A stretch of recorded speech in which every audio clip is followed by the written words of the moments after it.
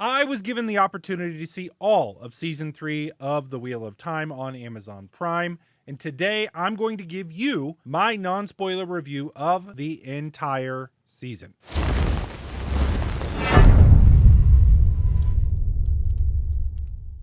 So we've made it to season 3 after years and years of first waiting for the show to get made, then waiting for each season to come out, which was excruciating. And I'm sure all of you want to know, is season 3 any good? And is it a faithful adaptation of the story, or did they just change it around for no reason at all? Well, I'm going to answer that today in a completely non-spoiler review. But before we dive into season 3 and my opinion about the season, I think it's important to establish a few things because I am far from an independent and unbiased reviewer. I've been a Wheel of Time fan since I was in my teens, and I'm 42 now, and I have read the entire series more times than I can count. The series was so impactful for me that it inspired me to make a YouTube channel about the topic. I host a fan convention every year, and I continue to cover the books even as my life has gotten more hectic and busy recently. And for all of my fandom, The Shadow Rising, the book that for the most part season 3 of The Wheel of Time on Amazon Prime is adapting, is my favorite book of the series. I think this is the book where Perrin's character is at his best. I think we get one of the most impactful world-building chapters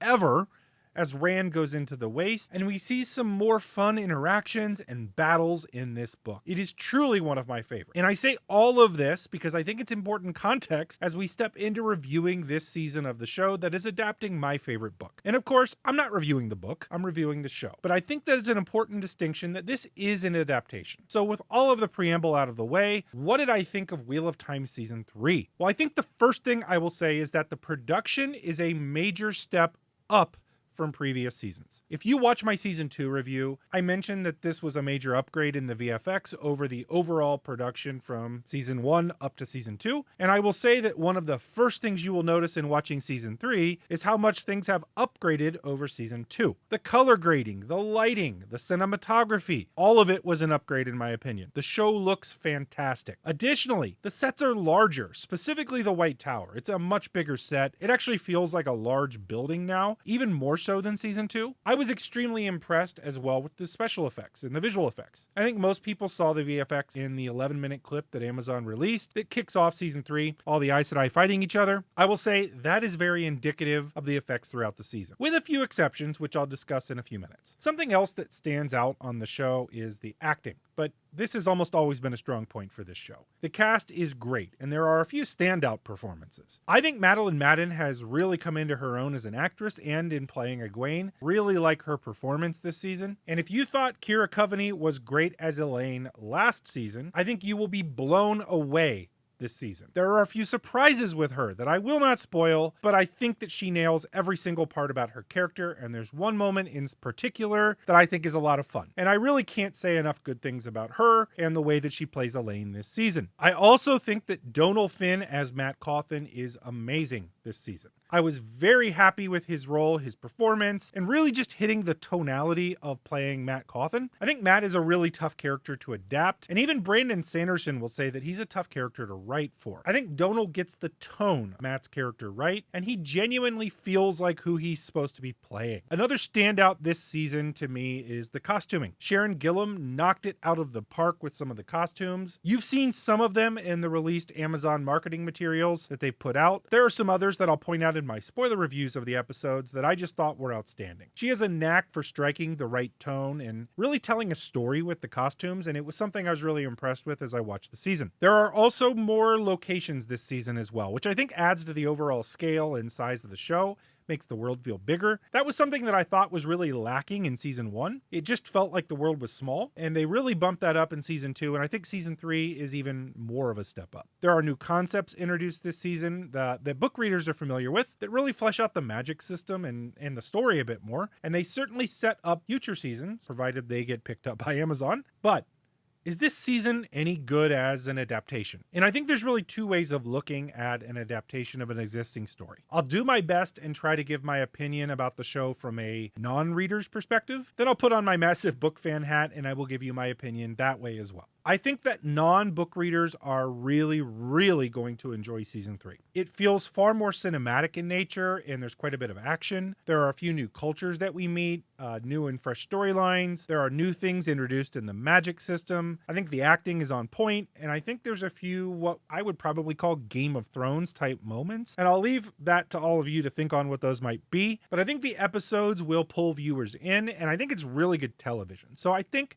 for non-book readers, I really think they will enjoy it. Now, I will say it is certainly not perfect. There are quite a few times this season I think they struggled with pacing. I feel like everyone will agree that a series of this size really could use more episodes, and longer episodes at that. And I do think it shows with the scope and scale of the story that they're trying to tell. I just don't think they had enough time. And I'm going to cover this far more in my spoiler reviews, but outside of pacing, I think non-book readers will really like season 3. But knowing that most of my audience is book readers, what will all of you think of season 3? Well, I'm not one to tell you what you should think, but I will share my thoughts. I am somewhat torn on season 3. Some of what I need to share, I can't until the embargo drops, so I'm going to keep this very vague right now. As I mentioned, this is my favorite book in the series. Shadow Rising, what they're adapting this season, it's my favorite. I had very high expectations about certain plot lines this season. And there are plot lines I think they nailed, and there are some, unfortunately, and one in particular that I was fairly disappointed in. That's not to say that it's bad, not by any stretch actually. As I said, I think non-book readers are going to love it. I just think there's one plot line in particular that they had the opportunity to be really good with, and it was just meh.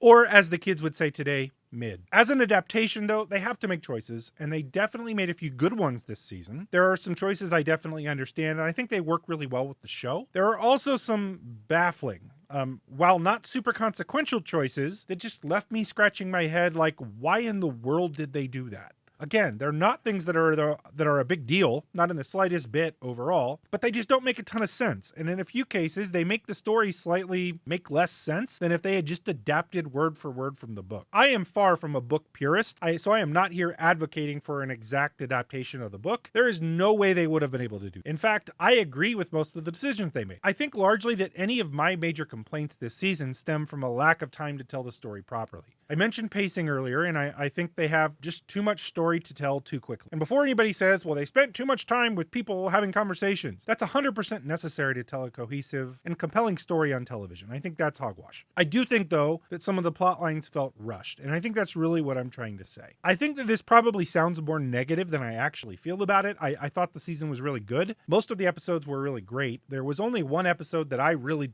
didn't like, and I'll talk about that more specifically in my spoiler-filled reviews later on. Overall, I think season 3 is an improvement upon season 2. I liked season 2, and I think season 3 is better. I think most people are really going to love the show. I think both book fans and non-book readers will both enjoy this season. One thing I will say is that while season 2 was a fairly major departure from the story, season 3 is definitely a lot more of a direct adaptation. No, it's not exact, not even close to exact, but I think it's far closer than either season 1 or season 2 was. So I enjoyed season 3. So much so that I've watched it a couple times now, and I even enjoyed it more the second time through for what that matters to you all. So that is my Wheel of Time Season 3 non-spoiler review video. I will be releasing both reviews of each episode as well as breakdowns of each episode to let you all know what I love and what I did not love from each episode. I will also be bringing back the live show as we move through the season and bringing on guests to break down each episode and make predictions for episodes to come. Let me know what you are excited for in Season 3 in the comments of the video. Make sure to also give the video a like if you liked it and subscribe to the channel to catch all my future Wheel of Time related content. Thank you to my patrons who support the channel. Feel free to check out the link in the description if you'd like to support what I do here.